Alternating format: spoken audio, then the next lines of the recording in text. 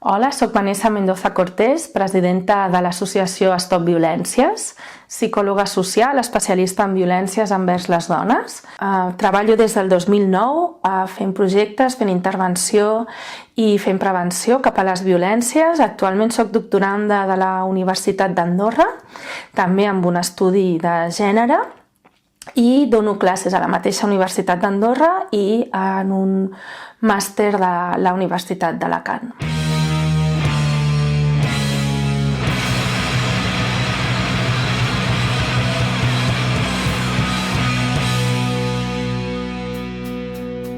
Us vull parlar del 28 de setembre i el que farem i per què és important aquest any tornar-ho a fer.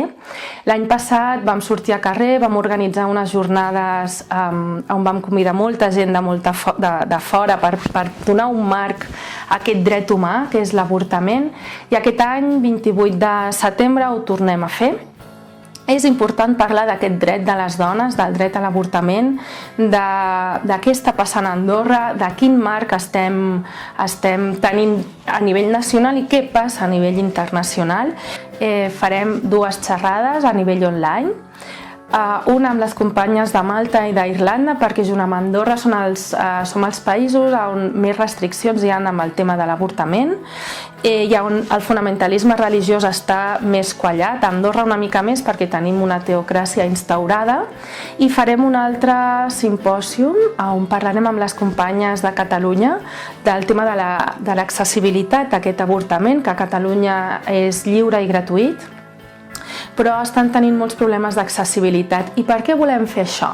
En homenatge al documental El mirall andorrà, que es va poder veure a TV3 el 3 de març del 2020, vam veure dues senyores dient que a 20 quilòmetres es podia avortar. Nosaltres des de la xarxa La Meri, que estem informant i ajudant a les dones a avortar de forma segura a Catalunya, sabem que no es pot avortar a 20 quilòmetres, sabem que hem d'anar fins a Barcelona, perquè no es pot avortar a la Seu d'Urgell, ja que l'hospital és semiconcertat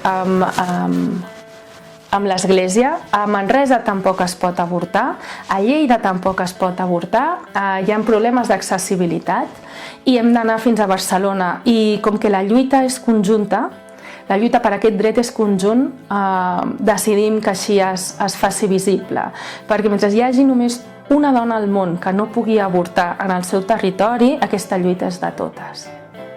No es pot fer aquí a Torres. Però a nosaltres ja ens va bé tal com està, i al qui no li vagi bé és que, escolta, fas 20 quilòmetres amunt, estàs a França, 20 quilòmetres avall i estàs a Espanya.